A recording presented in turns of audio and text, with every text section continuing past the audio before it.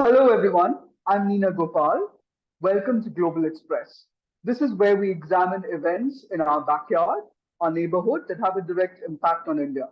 Today, we welcome a man who has spent his life in the shadows, but has now stepped out into the light more openly than he did when he co authored the first of his many books, The Spy Chronicles, The Illusion of Peace, with a fellow spook from across the border in 2018.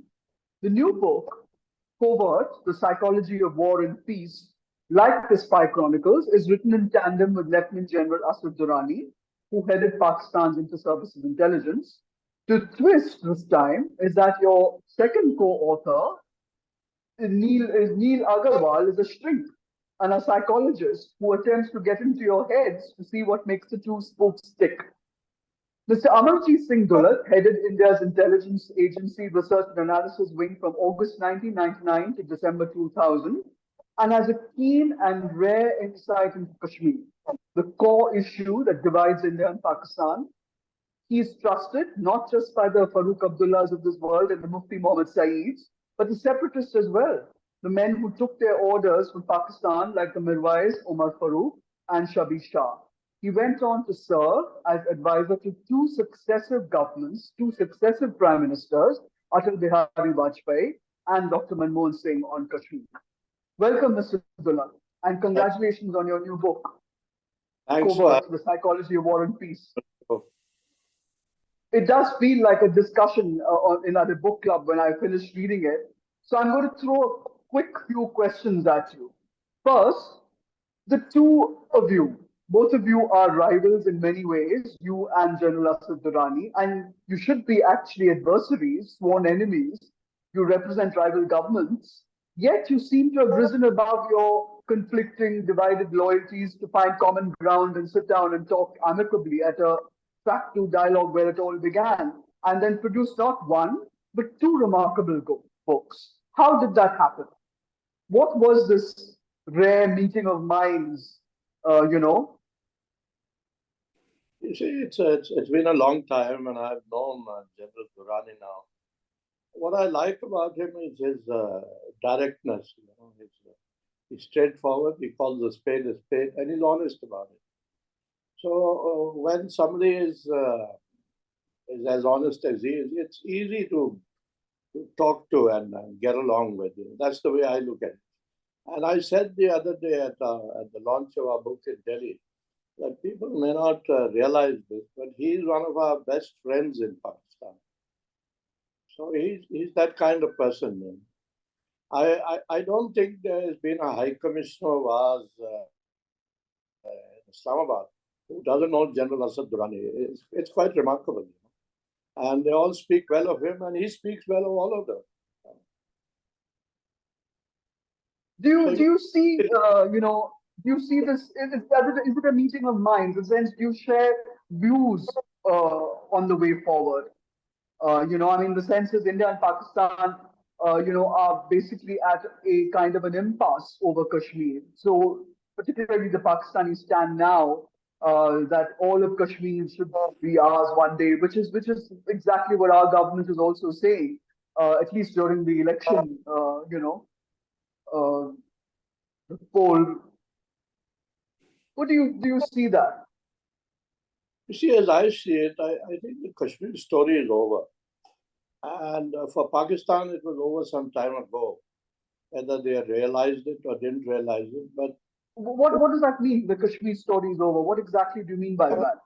the Kashmir story is over. My story, as I see it, ended with the abrogation. And Kashmir has changed. And, this whole thing about the follow-up on the abrogation, I think it's accepted now. And I think Pakistan also accepts that. But the question is of how do we move forward from there? I'm not saying that we don't talk about Kashmir. We should talk about Kashmir if it helps Pakistan. And I used to think that how would it satisfy Pakistan after the abrogation? How would the Pakistani be able to say that, okay, we are all right with this? And then I was reminded of what Musharraf said. And Musharraf used to say over and over again that whatever is acceptable to Kashmir and Kashmiris will be acceptable to Pakistan. Now, if the abrogation in the Kashmiri mind is done and dusted, and Could you explain to us, sir, because you've also written in your book about how this whole the Article 370, I mean, was dead in the water even as far back as the time when Indira Gandhi and Sheikh Abdullah signed the agreement. That it had basically taken basically sealed. I used to say, and I also wrote in my book on Kashmir, the Vajpayee years, Yeah. that 370 is only a fig leaf. So why would we want to touch it? Why would we want to remove it? If it gives the Kashmiri a feeling of being special, so let it be. And when 370 was abrogated, in fact, I spoke against it. I wrote against it. You But did, now, yes, that's right. yeah, but now things have changed. If the Kashmiri is gradually accepting abrogation, then so be it. The question here is really the bigger issue is, and I think that's where Pakistan can claim credit if there's an understanding between India and Pakistan, and that is of the question of statehood. Now, statehood, we are committed to restoring statehood. I mean, the Union Home Minister has said so in Parliament. So whenever That's right. statehood is restored, if we were in engagement with Pakistan, then they could claim some credit at home. So, Dulat, if I can just butt in for a minute and just ask you, what made you originally criticize the abrogation of 370? And what has made you, in the last 4 years, 4.5 years or so, made you change your mind? What is it that has made you, take this 103 Uh, degree turn? as I was saying, I thought there was no need for abrogation. It was finished. It was finished, as you mentioned, in 75, when Sheikh signed the accord with Indira. And he said accession was irrevocable. So that was the end of 370. But it continued. Yeah. It gave Kashmiris a feeling of, well, we still Yeah, but did we have. also, if I can just butt in again, did we also not go ahead with the actual abrogation because there was a caveat that you had to hold a plebiscite? If am I wrong? I mean, did we say we had to hold a plebiscite and then only would there be a complete,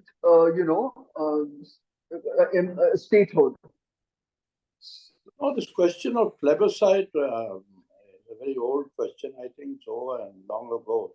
So I don't think there's any issue of plebiscite anymore. You see, what remains is, I think, what we need to understand in the Kashmiri mind. I think that's where we are missing out. Because Mm-hmm. Kashmiri reconciles to a lot of things, but that doesn't mean that he's always happy. And I think we need to understand that there's a lot under the surface which continues. And what I've noticed, because I keep visiting Kashmir every year, that there's a peculiar silence which makes me uncomfortable.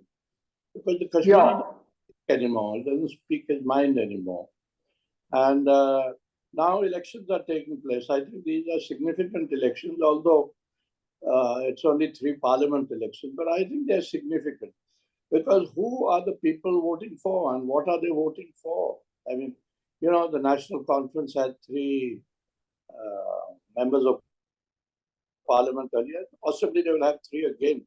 But if they do have 3 again, it will tell a certain story if you understand Kashmir. Because these have ended up being very hard fought elections. I think Omar is having a tough time in North Kashmir, in Baramulla. And In so, Baramulla. in Baramulla. So, it's Is the big fight really against Engineer Rashid or is it against Sajjad Lone? Who is uh, the seems to be very more? interesting. The BJP has been all along for Sajjad. And Sajjad is an old friend. I've always wished him well. And but when the campaigning began, as you said, Sajjad was considered the main opposition to Umar. But now people say after the election that Sajjad will end up number 3. And the real Oh contest my gosh. is between Umar and Engineer Rashid. So, That's like very interesting. it's interesting. But the results will be a pointer to what Kashmiris think. So is there a feeling? I mean, do you feel that there is support within Kashmir? I mean, Jammu, of course, has always been for the abrogation, but within Kashmir itself, do you feel that there is a kind of undercurrent of support for the abrogation and for statehood? No, statehood everybody wants. I mean, I don't think Don't there's think any. so. The Kashmiri, if anything left to the Kashmiri pride, then he must get back statehood at least. As far as abrogation goes, I don't think any Kashmiri would say that he's welcomed it or whatever it is. No. But yeah, now that it's gone, the Kashmiri understands and he reconciles and he says, okay, let's move on. But what about statehood? That's why I've been saying that what we need is a revival of the political and democratic process, which means that assembly elections, as the Supreme Court said in its judgment on the abrogation, that assembly elections should be held by September. So hopefully they will be held. Let's wait and see. Yeah, well, once they're held also, then there'll be much more clarity on which way this, the statehood is. I mean, they themselves can vote for statehood. Kashmiri wants and who the Kashmiri is with. Exactly. Yeah, correct. But how will this go down with our prickly neighbor? Because even when abrogation of 370 happened and 35A happened, the Imran Khan government, which was in power at that point, did not really make such a noise about it. Yet after Shahbaz Sharif has taken over as prime minister, his every visit that he makes abroad, or every dignitary that visits, like Ibrahim Raisi did to Pakistan, they bring up Kashmir over and over. Is that just pro forma, just for the sake of it, or what do you see? I mean, General Asad Durrani has said that there is no Kashmir formula, basically, in the book. Yeah, Hasn't he? you, He you'll said find he said Pakistan does not even have a Kashmir policy. yeah, you find it interesting that in this book, I got away with telling Asad Durrani that who the hell is your prime minister? He knows nothing about Kashmir. What does he know about Kashmir? And Asad Durrani, being a friend, he kept quiet because he says when it comes to Kashmir, you know it better than anybody else. So He does say that. yeah, he does say that. And in the last book, he said Kashmir could be the bridge between India and Pakistan. I And see. yeah, and I go along with that. And I'd remind you and your viewers that when Farooq joined politics as far back as in 1981, in his speech that he made, he said he would like to be a bridge between India and Pakistan.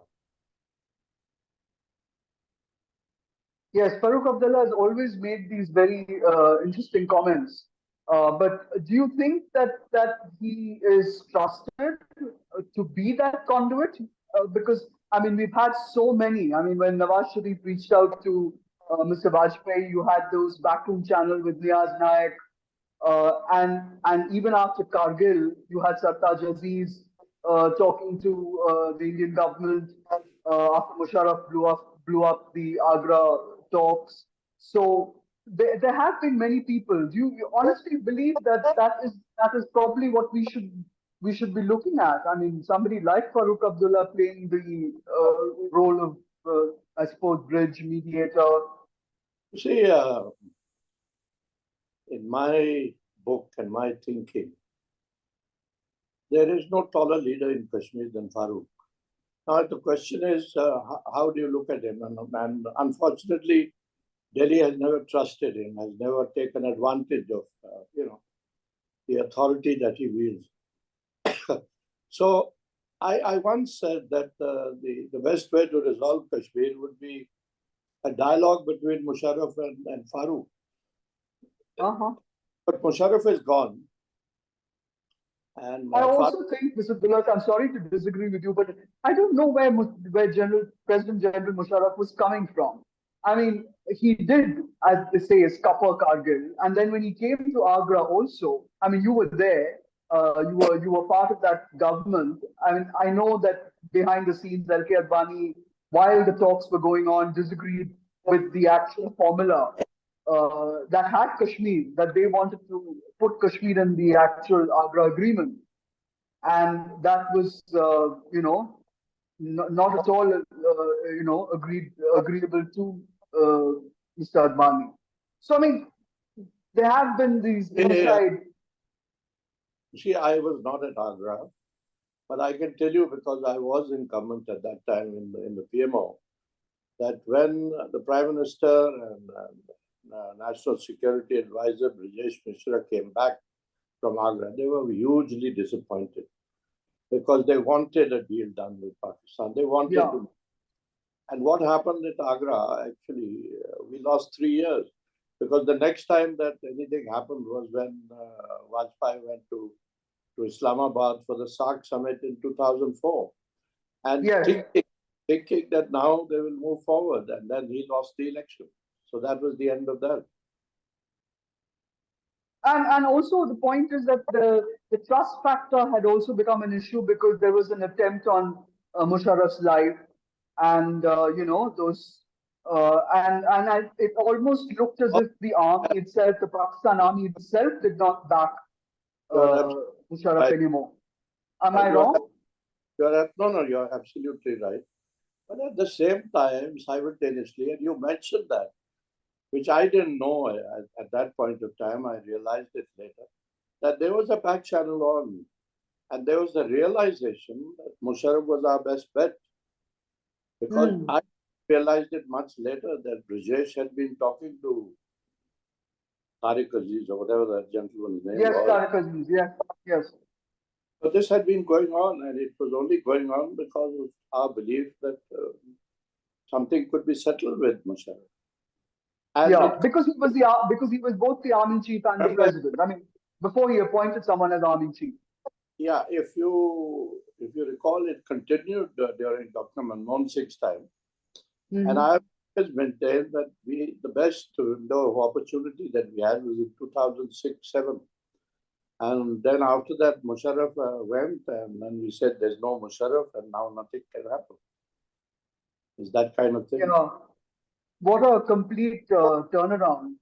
Yeah, I it's mean, the sad. fact that Musharraf should become the man who India would reach out to.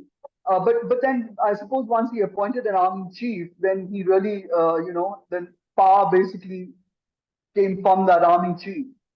That's right. And the ISI chief Kiani, who was also, I suppose, played a role That's right. in easing Musharraf out. I think the basic problem there was that Nawaz Sharif wanted Musharraf to be, I suppose, held up, and charged for uh, pushing him out of office.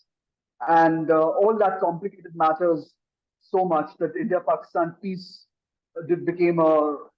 But yet, when Modi came to power, Nawaz Sharif was invited for the swearing in, and a year, or was it a year or two later we had, it was Prime Minister Modi who went for Nawaz Sharif's granddaughter's wedding. It wasn't. I don't think it was Nawaz Sharif's idea. Nawaz Sharif just pro forma issued an invitation. That's right. But that was a different Prime Minister Modi. No?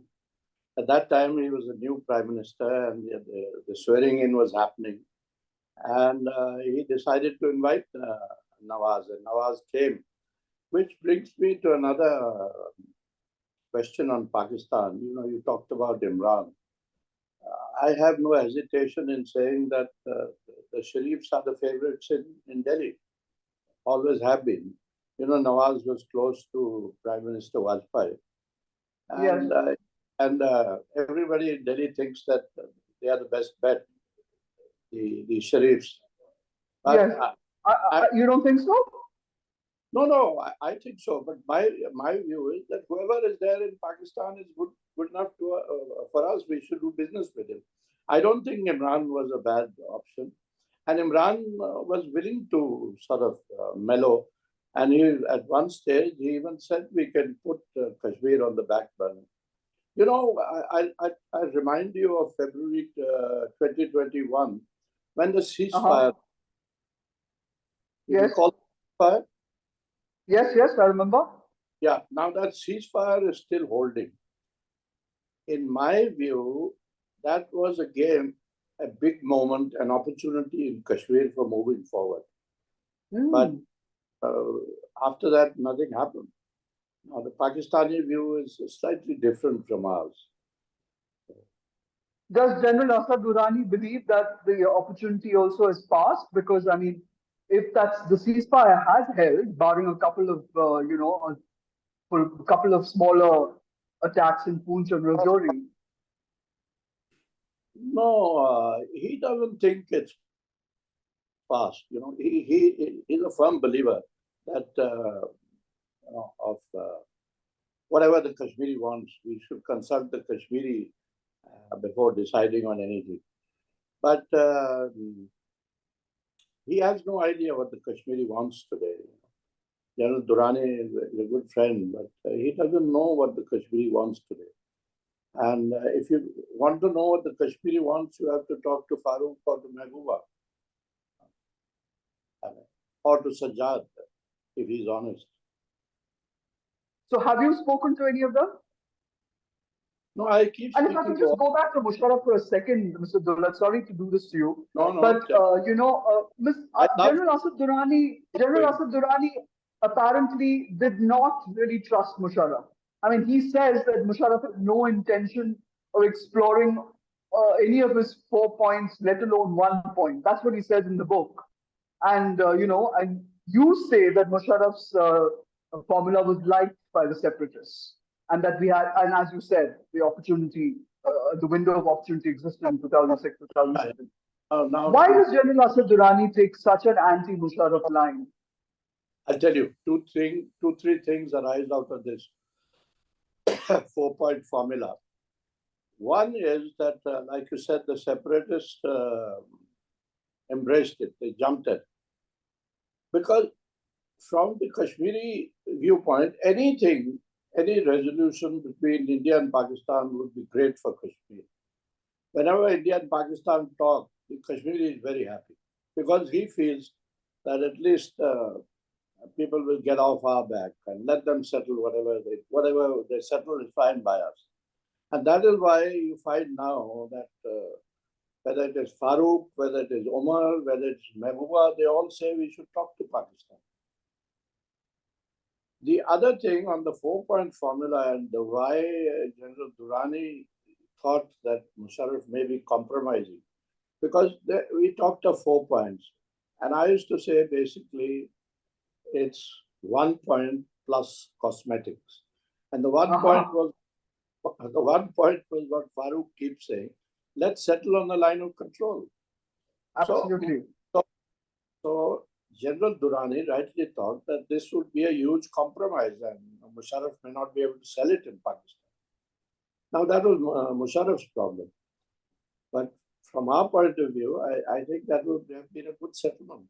I don't know why. But then this compromise basically is India also not saying that it wants Gilgit-Baltistan and Pakistan occupied Kashmir, because that seems to have become the rallying call whenever there's an election rally, which is just the opposite of what the 1 point Musharraf 1 point formula is.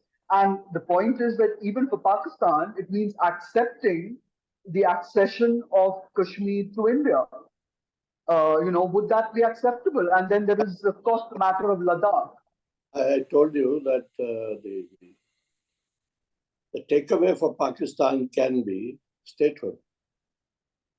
If we play it properly, and if statehood is restored, a timely opportunity, then I think Pakistan has something to say that we got statehood for Kashmir. True, false, whatever it is. So you believe that Pakistan would sort of accept statehood? Yeah, they Oh, would. that's quite something. So, Yeah, yeah. You Mr. know, Dulat, if I say this to General Asad Durrani or to Shahbaz Sharif or to Nawaz Sharif, they won't accept it. But the yeah. reality is that a solution has to come somewhere there, and they won't accept. You see, at the end of it is that if you want to resolve anything, if you want to discuss anything, and you want to negotiate, then I mean, I think we will be getting most of the cake. But for something, if Pakistan can show at home that, oh, well, we got statehood, I think it will pass Hmm. there. That's a very interesting angle. I don't know how far that will go, but the other thing that really also intrigues me is that people like you, Mr. Dulat, that's a very far-sighted thought, Not that. It's just that, especially from someone like you. I just have this great obsession about Kashmir, so I keep following it. But I think, And the other issue basically also is that I mean in Pakistan, I don't know what the views would be of the Sharifs and so on, and but for the last 4 years since that ceasefire, or since the ceasefire has been in effect, we have not moved an inch on even uh, offering any kind of sort of you know you move know, towards. you're absolutely right. I agree with you. When the ceasefire happened, I was very excited, you know, as one of those terrible peaceniks. And I wrote a piece. And Mhm. I think that's the last time I attempted to write anything. After that, I stopped. And I said this should open a lot of doors now in Kashmir, but it opened nothing because we didn't want to open any. Let me put Why it. is that? The ceasefire cannot be the be all and end all of the problem that Kashmir poses for India. I mean, wouldn't we But don't we want peace on our western border? the way we are looking at it from Delhi, that there is no problem in Kashmir. Doesn't the Home Minister keep saying it? He did say that. Yeah, Kashmir, there's no issue in Kashmir. So to some extent, and I agree with my friend Ajit Doval that the tough line has paid. The day-to-day stone pelting and hartals and all that have stopped. But terror hasn't gone away. It keeps shifting. And if you go back to 2016 when Burhan Wani was killed, that was the time when the Hmm. most south. We also know that the most difficult terrain is in the north because that's where the infiltration routes are. And some I of the see. worst and and some of the worst attacks have taken place in the north. And then, frighteningly, it came to the center, to Srinagar. And there were targeted killings, as you know, of Kashmiri Pandits, of a Sikh woman, and of this, Hmm. that. It was frightening when it comes to Srinagar. Yeah. Now it has gone south to Rajouri and Poonch, and is not going away from there. And that is an area, incidentally, controlled by the So army. in actual fact, Kashmir is not at peace and it's not quiet, really. There's infiltration. Is this infiltration, or are these groups that have been inside Kashmir which are acting up? I'm sure there are groups inside Kashmir, and they act up from time to time. Recently also we had a couple of killings in Srinagar or near Srinagar. And but these attacks which take place in the south in Rajouri and Poonch, that's a tough terrain, and it's manned by the army, and obviously we're not able to control it all because whenever they like, they come in and kill some people and go away, or kill some soldiers and go away. And there is a bowl there. I keep referring to this bowl. It's a place called Surankot, which is a hostile Yes, area. I've been there. Yeah, yeah. Yeah. So that is where, it's the resting place for terrorists who come from Yes. across, rest there, then move up to climb up to Pete Punjab. And we're alert and aware, obviously, because the army knows exactly where the crossing points are Of and so course. on. But the point is that do we really gain anything from keeping this whole Kashmir issue on ice? Is the question. I mean, wouldn't it be better to be able to talk to the Pakistan government about not raising this the levels of infiltration and cleaning Kashmir out of the all these terror cells. Yeah, yeah. You use the term leaving it on ice. And, I'm possibly in a minority of one, but I do believe that it's in our interest to talk to Pakistan on this and settle it once and for all. I mean, it may not settle once and for all, as I say, but a settlement at least for the time being, and then move on from there positively. So in your book, you talk about the fact that there are multiple, there are all these behind the scenes meetings that are taking place, and the fact that you have, track two dialogues where former Pakistan generals and people like yourselves do meet. But very little uh, progress is made beyond track two. I know we had Pakistan's ISI chief and our NSA meet several times in Dubai and Malaysia and so on, and Yeah, General Bajwa meeting, our people. So, what is the way forward? I mean, in the sense, do we continue with track two? no, I think, you see, let me clarify. There's a lot of difference between track two and a back channel. Now, back channel is a track one, government to government thing.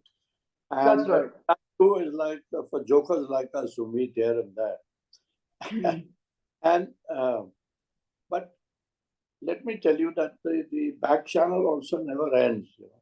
The question is at what level is it happening? And the second is that unless it comes out in the public domain, people think that nothing is happening, even when things might be happening. So that is the point. So right now there is no track one.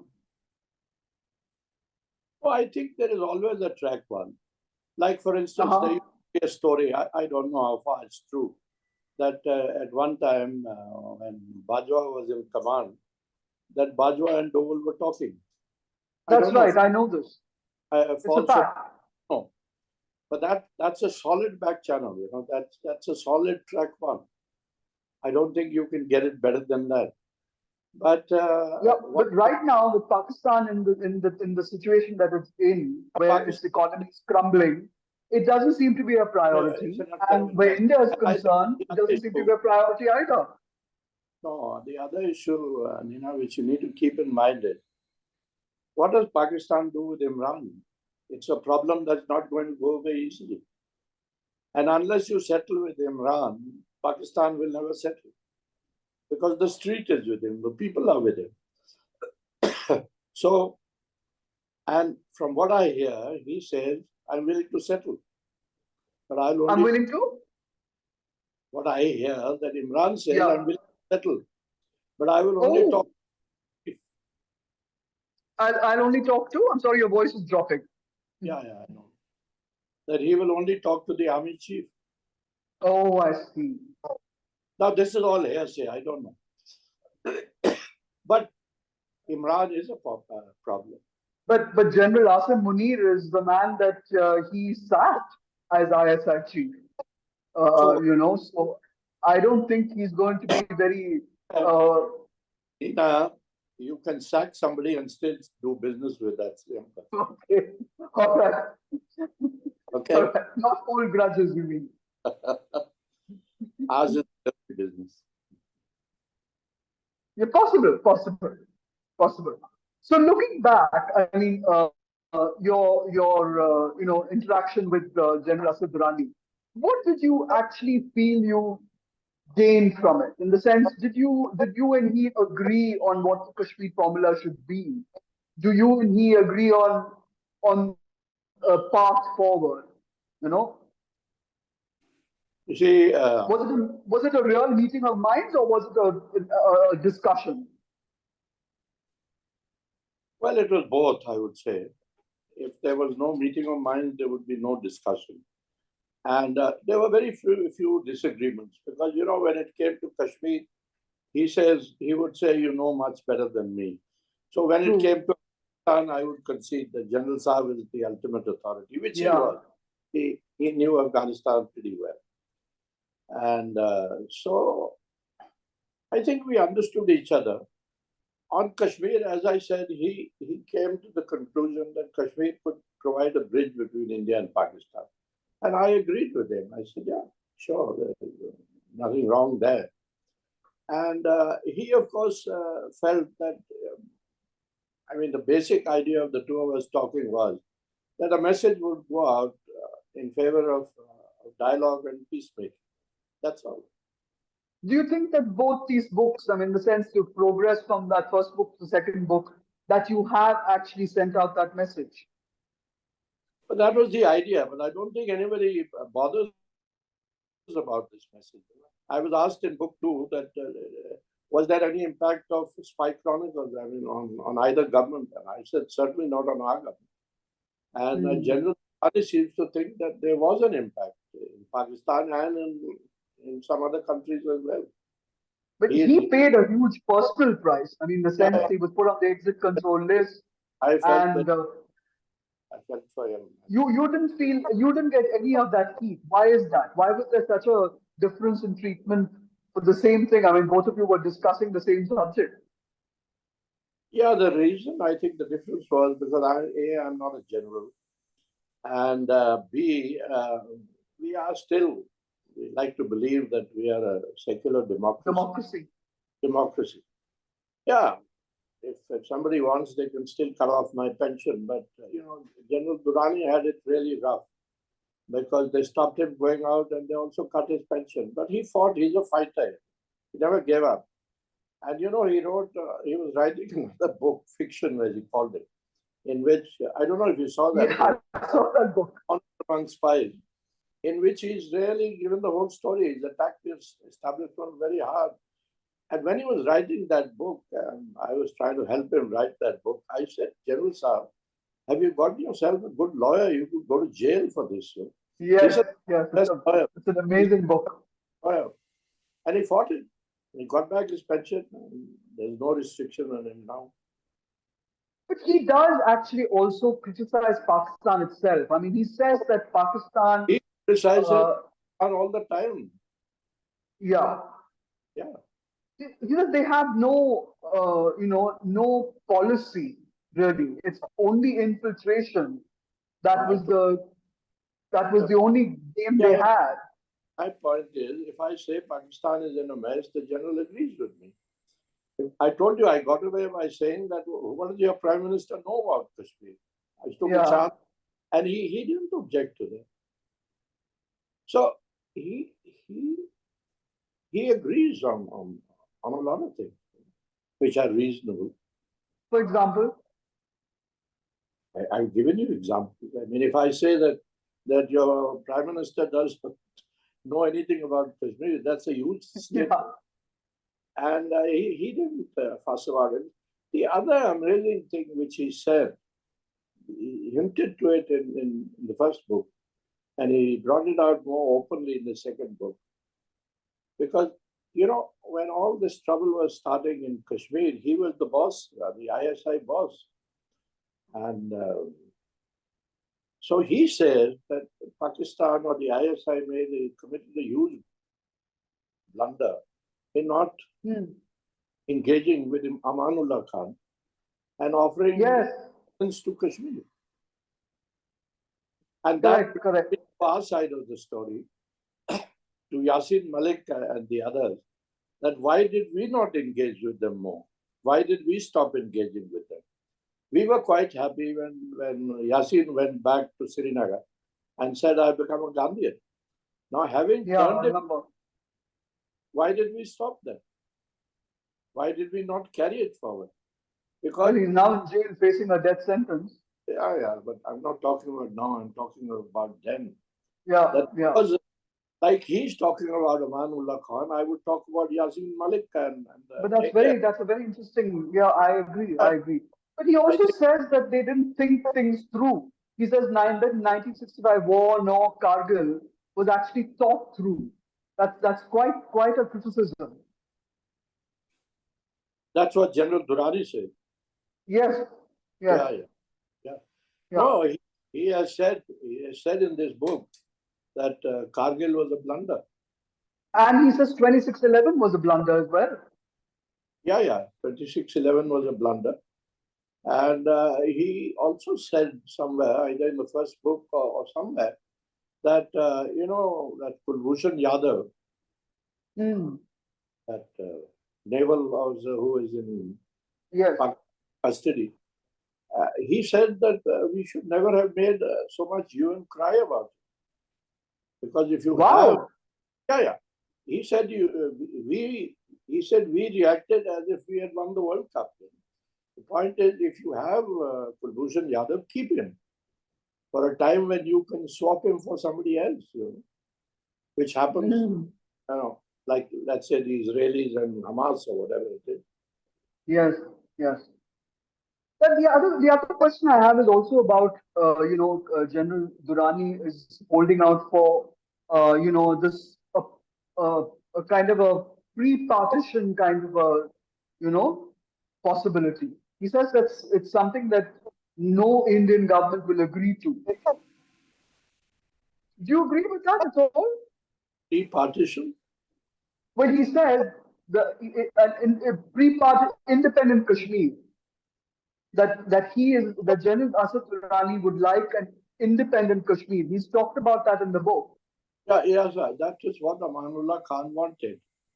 And I Pakistan, see. the point is, Pakistan turned it down because they thought it didn't suit them, independence for Kashmir. And so, therefore, that's what he's saying, that, we made a mistake there. We should have Mm, gone along with it, kept him on our side. mm, That's very interesting. Now, Yeah. on Neil Agrawal himself, he too had a very interesting question. He said, "Why is it that on the CBNs, why does no one talk about restoring communications, trade, transport, water sharing? Talk about Siachen, on which apparently we had a deal on Sir Creek. Why do we only talk about Kashmir?" Oh, I think our diplomats talk about everything. But when it comes to the top, like you say, wherever Shahbaz goes, he doesn't mean it, but he has to say it. He has to keep saying Kashmir. Otherwise, he also says that Pakistan wants friendship with India. But neither of those is taken seriously here. Yeah. So, I mean, the point also is, where we basically have another 5 minutes. But I was just saying that, once the elections, the parliamentary polls are over, and maybe they hold assembly elections in September, possibly, and we come to statehood. Do you think that we should take these baby steps, which is basically, restoring our high commission, restoring our visa and travel arrangements? Because right now there are no visas being issued on either side. I mean, so have we technically downgraded our relations with Pakistan? Absolutely. I mean, I agree with you. The first thing that should happen is that the return of high commissioners, and then, this softening of the visa regime. Right now, there are no visas available. I mean, you might, if you know somebody in the High Commission here, you might get a visa for Pakistan. But in Pakistan, you can't get a visa for India. It's as tight as that.